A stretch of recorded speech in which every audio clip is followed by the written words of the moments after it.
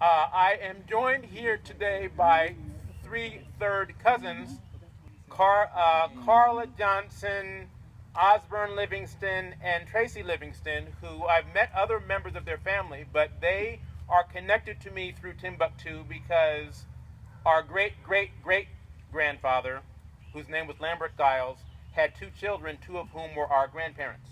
And so one of the things that Timbuctoo has done for me is to connect me to other people that I didn't know before.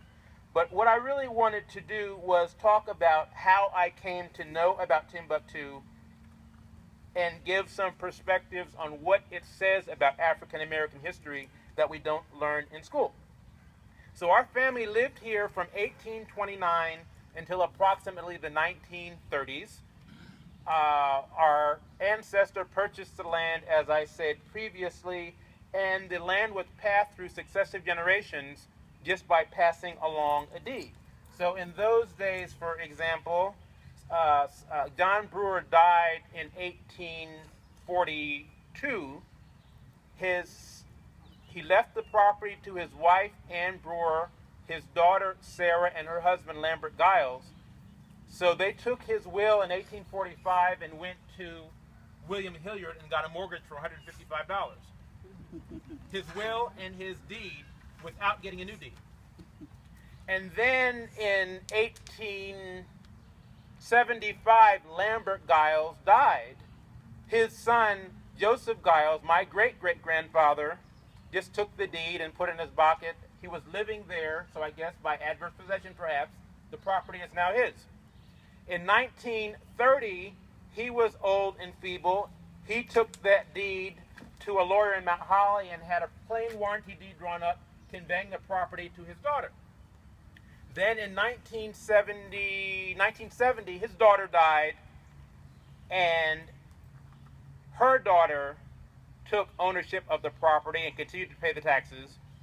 And in 1989, she decided she would give the property to my mother. So we went and had a deed drawn up, but they said, wait a minute, you have to get title insurance.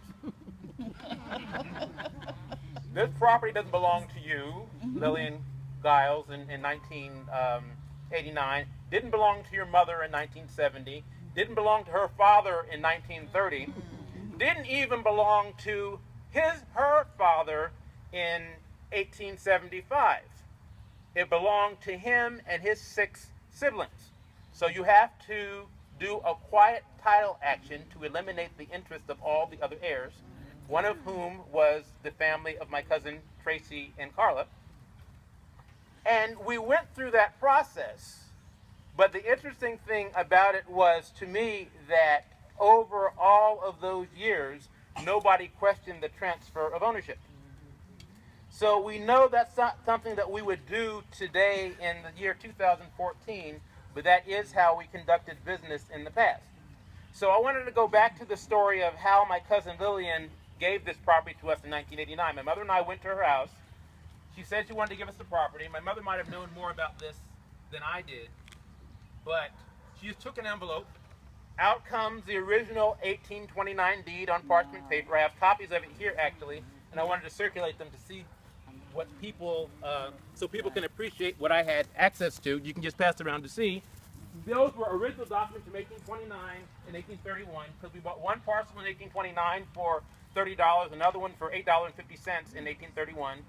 The original 1842 will, tax receipts, mortgage receipts over that period, and all of these are original documents.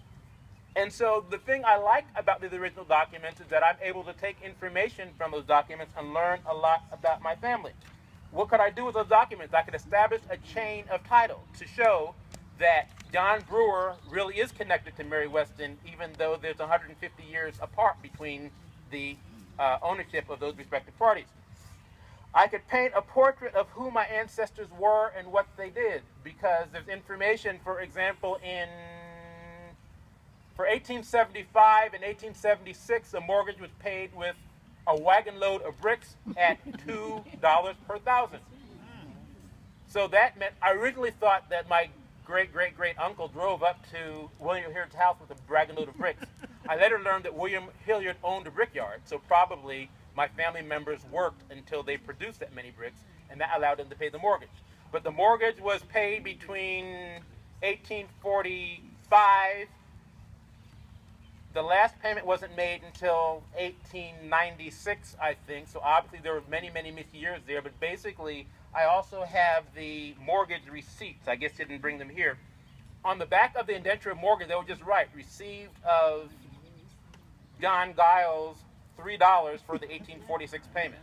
Received of Ann Brewer $4 for the 55 payment. And we have those records as well. And so, again, you get a picture of what your ancestors did and where they lived, because you have almost a narrative of different things about them. So in 1992, we built the house there. I lived in it initially. One day I was digging in the yard with my grandmother, who liked to dig, and I found this. A moonshine jug. My mother doesn't like the story. That's right. I don't like it. But in consulting the neighbors and my grandmother, I learned that my Aunt Rosie and her neighbor Henrietta Mitchell had a still. So I don't doubt that this jug once held the whiskey that Aunt Rosie and Henrietta Mitchell made. So I have another picture in my mind now of things that my family did. My mother doesn't want us to be known as moonshiners, right? But I still have a picture that I can use. When I lived at the house, would just gaze into the sky, into the landscape, and think about people that came before me.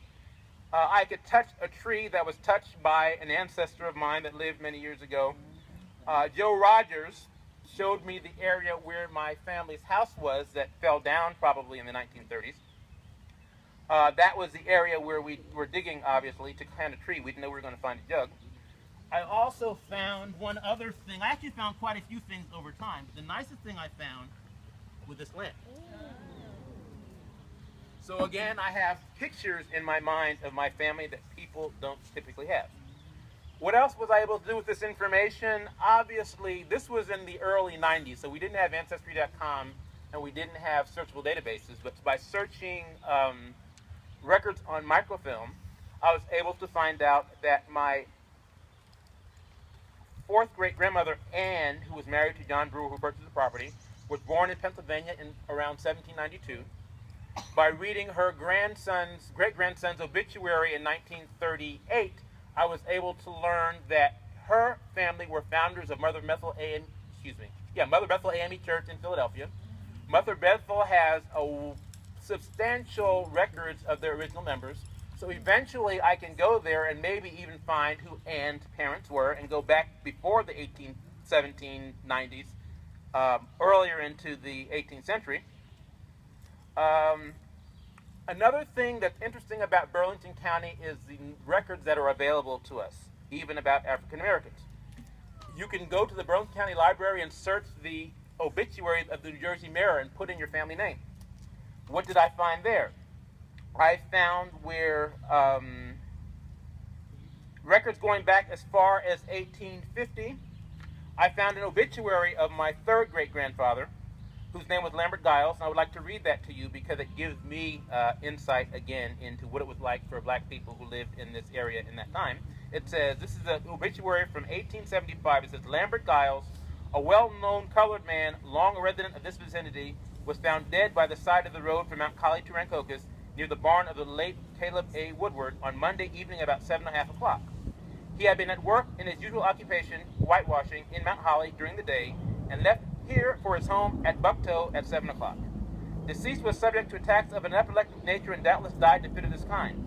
Coroner Lawmaster viewed the body in company with Dr. Brown, and no doubt being entertained of the cause of his death, an inquest was deemed unnecessary. This is the important part that was very surprising to me. Lambert was an industrious and worthy man, and noted for his courtesy of manner. He was about 60 years of age.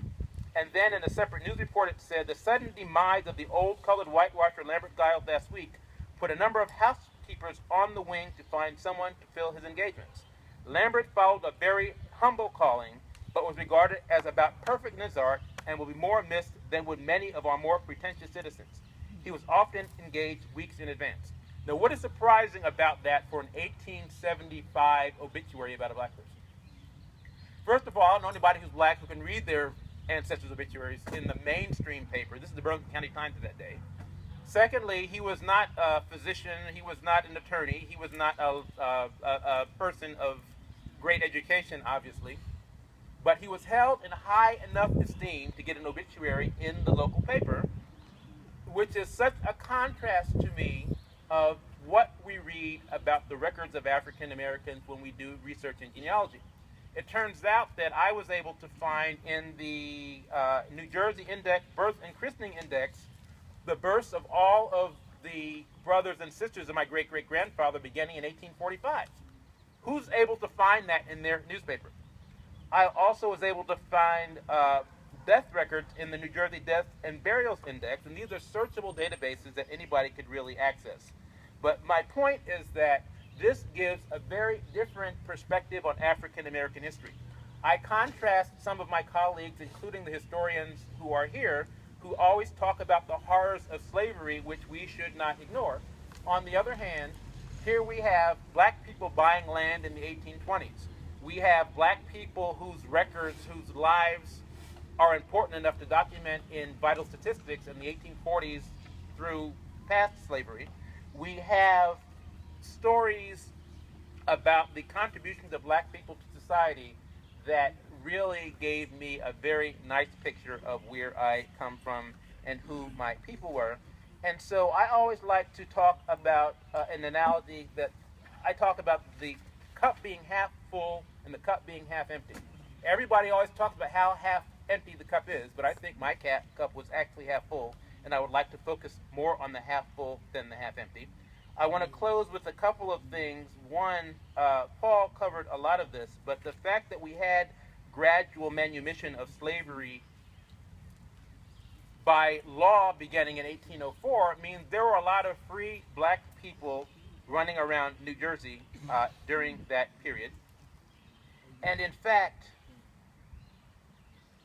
by 1820, the number of free blacks, which was 12,460, outnumbered those in bondage, which was 7,557 for the first time in 1820. If you look at the entire country in 1840, the population was 17 million, 2.8%, or 2.8 million, or 16.1% were African American, and 386,000 of them were free people. Do you ever get a sense of reading African American history that there were almost 400,000 free black people in the United States in the 1840s? So that is a part of our history that we need to understand more about. And one of the things that I would do if I didn't have to work to eat was to dedicate my time to finding out more about this aspect of African American history that is not well documented in my view. In closing,